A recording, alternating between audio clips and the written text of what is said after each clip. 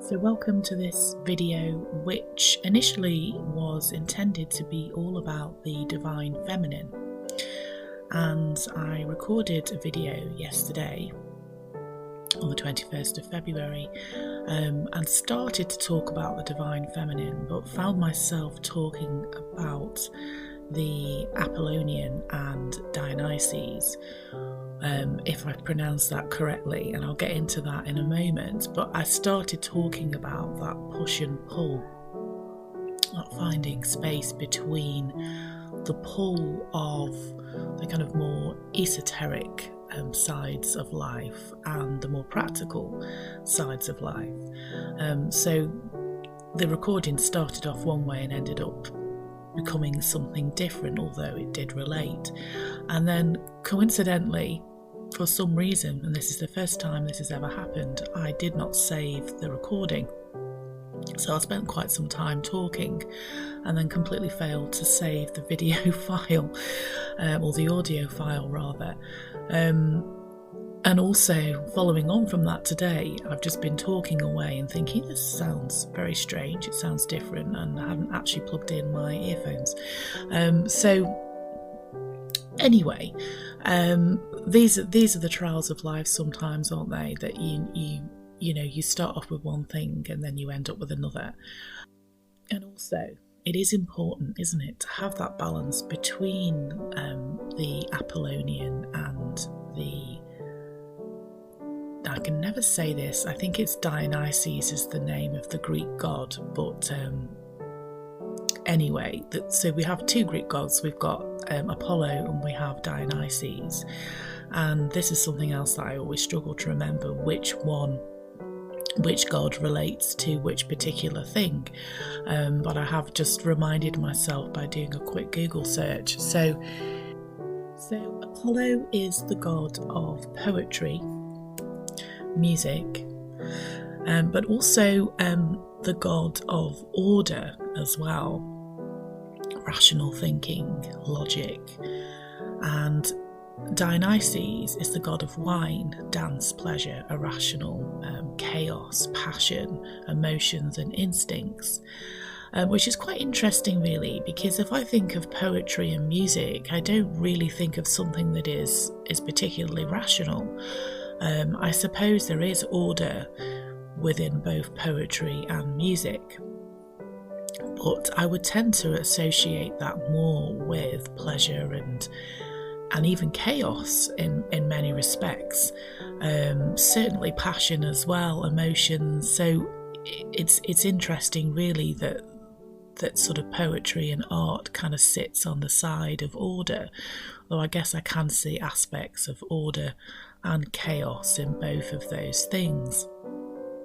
But basically, these two Greek gods, Apollo and Dionysius, are sons of Zeus, and they represent two sides really, that push and pull between order and chaos. And I'm sure that most people find that in their everyday lives at certain times. Sometimes we may want to kind of involve ourselves more in the esoteric, the more kind of magical, mystical, exciting sides of life, but we may also feel that pull of ordered type things, so things like housework, going to work, paying the bills, those important things, that structure. So how do we find balance between the Apollonian and the Dionysian, which I hope I've pronounced correctly? How do we sort of find balance moving between those two spheres? And the reason that I ended up talking about this yesterday, and that recording will never be heard because it's disappeared, but the reason I started talking about this yesterday, because initially I was talking about the divine feminine, the divine masculine, And then I got into discussing the upcoming full moon, which is in Virgo. So the full moon reaches its peak on the 24th of February. Today is the 22nd of February. So we currently have the sun in Pisces and the moon is moving into Virgo. And I'm no expert on astrology at this point, but I am becoming more knowledgeable as time goes on. So Pisces and Virgo are sister signs, and they can also be seen as that push and pull between two spheres, between the more ordered side of life, which is associated with Virgo, and the more kind of magical, floaty, meditative side of life, which could be seen as Pisces. So it's those two spheres playing out again through different mediums, but it's actually the same thing. So as noted before, it was so interesting that I was trying to talk about something that was topical and important to me, and interesting, or I believe it's interesting, and in so doing I was unable to, I ended up not being able to keep that recording, and actually as well as I was making the recording, various minor domestic catastrophes happened in the house that I was in at the time. So the pull of domestic requirements kind of took me away from the recording that I was trying to make, so much so that in the end it didn't even exist. And I think perhaps part of that was because I was so determined to continue with it. I kept going back to it, and there was a little voice in my head saying to me, no, this is not the time. This is not the time to be, it's not the time to be doing this. It's not working. I recall as well, as I recorded the video, or the audio side of the video rather, it was difficult for me to communicate the things that I wanted to say. The thoughts were there, but I wasn't able to pull them together in a way that was really kind of tangible, that made any sense, either to me speaking the words, or when this video finds itself on YouTube, to anyone who may stumble across the video and watch it and listen to it.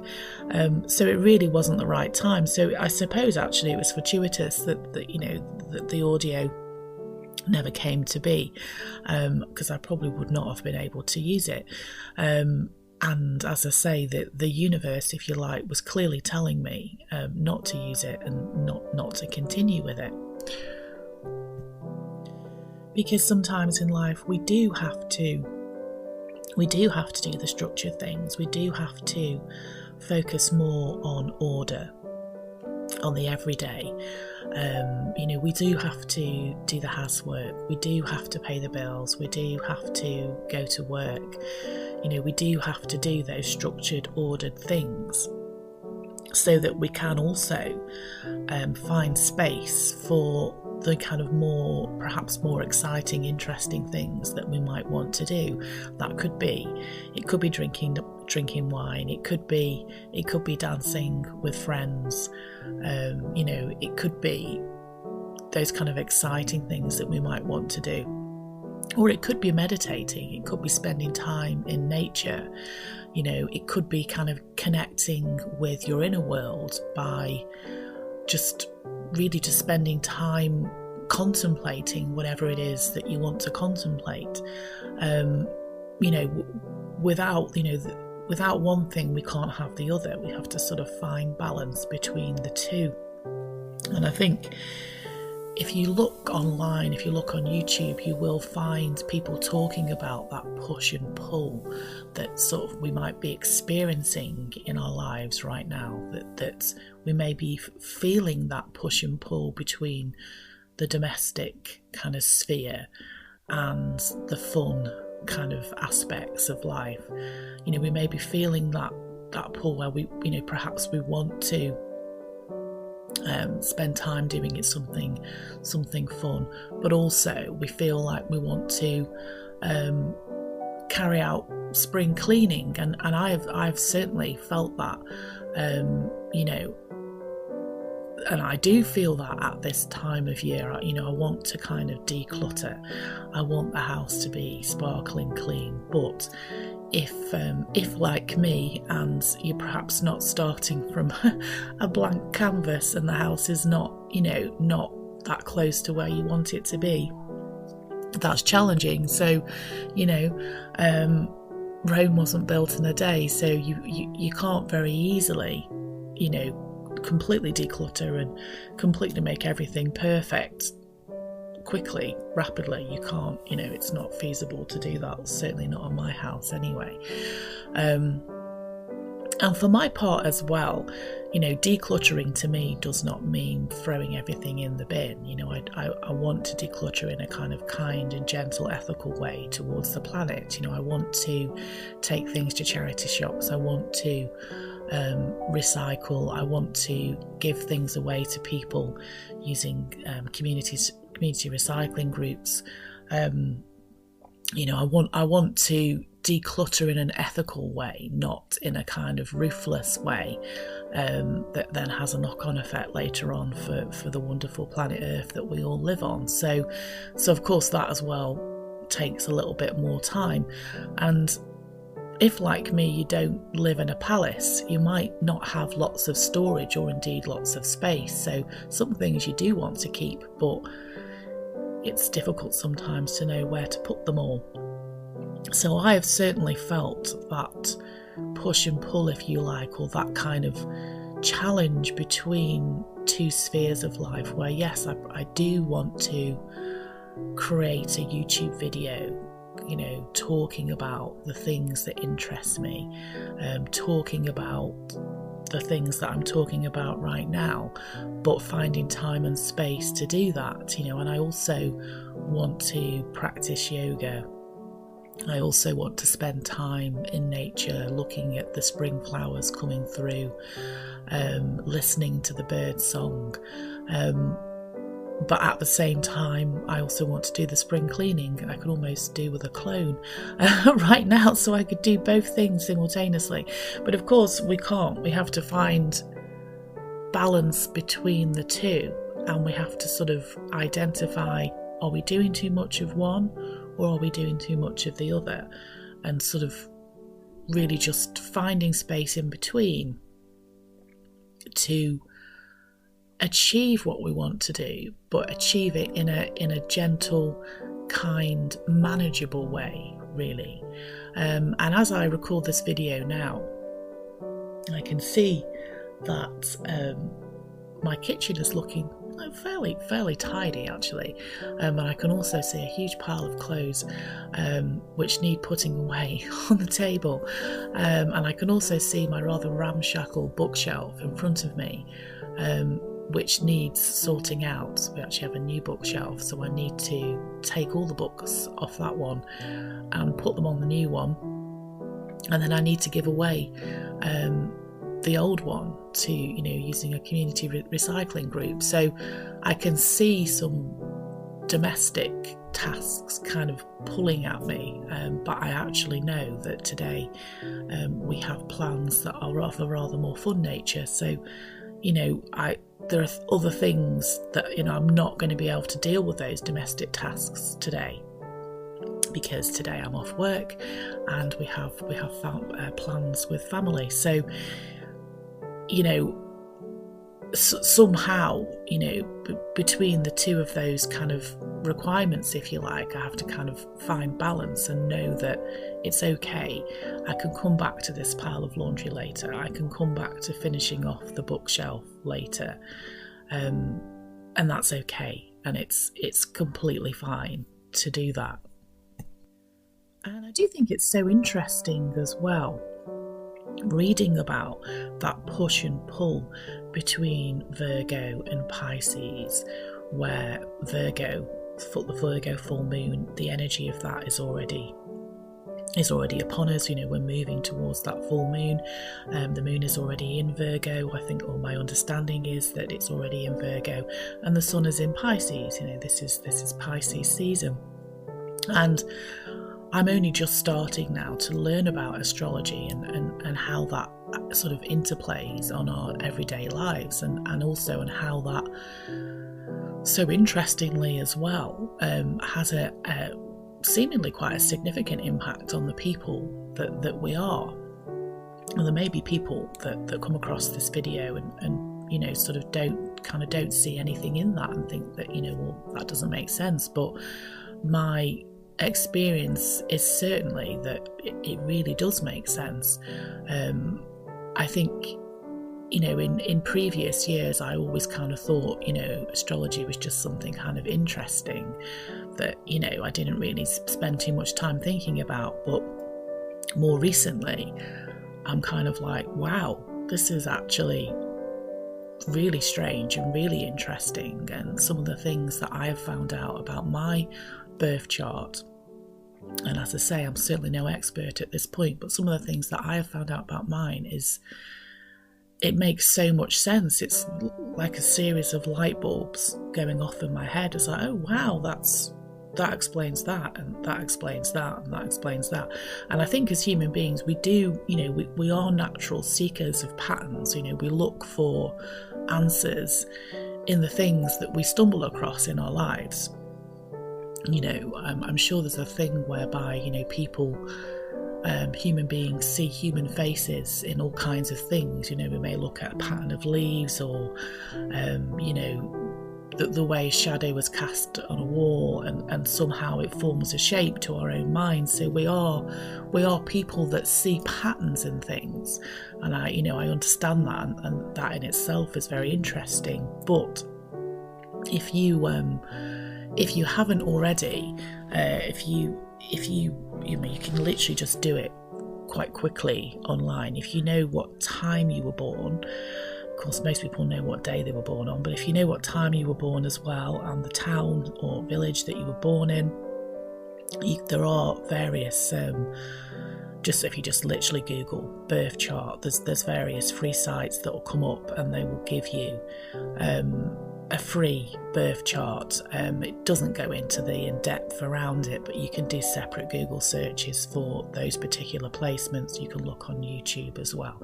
Obviously, to get, I suppose, a more in-depth picture, you might need to pay someone to do an in-depth birth chart information for you, but you can get some really interesting information through, and you just sort of, for me anyway, and well, not just for me, but for people in my family where I've also looked at their birth charts, I'm like, wow, this is incredible. It just makes so much sense. It explains so many things. I think it also explains as well where other parents have said to me, I've got 2 children or more than 2 children, and they're all so different. Why are they so different? We brought them up the same way.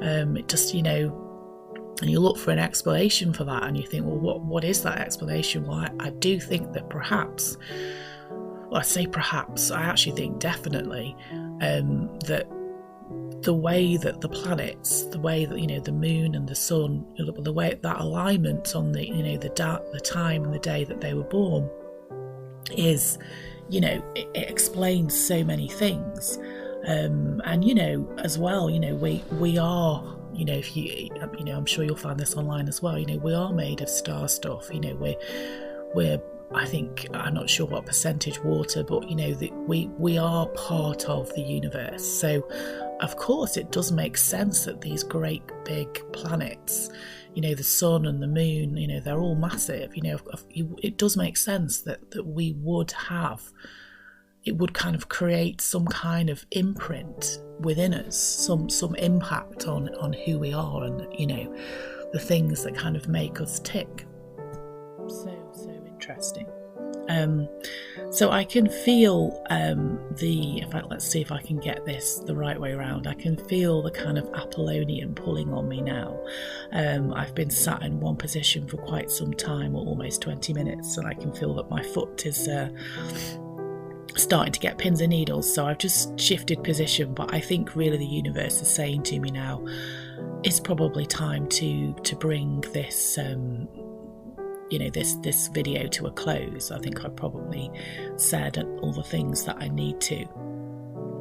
on the subject of, I'm not going to call it the push and pull, but the finding space between two important requirements, I suppose, of life. The finding space between the domestic, between structure and the domestic, and the things that we need to do, the things that we have to do, that structure, that foundation, and, you know, the beauty, the magic, the esoteric, you know, the mystical. Finding balance between those two is possible. We can do it. We just have to listen to that inner voice. We have to listen to our intuition, which of course is more associated with Dionysius, and we have to listen to logic as well, which is the Apollo side of things, Apollonian. So have a look online, you know, do your own research around astrology, birth charts, Greek mythology as well. So many interesting things to find out about if you're, you know, if you don't know already. And as I move along in my astrological journey, as I learn more about it, I will, as I say, as I've said before, I will share my findings with you through my YouTube channel. So thank you so much for watching, and please do like, share, subscribe if you've enjoyed this video, and I will record another video as soon as I can. Bye.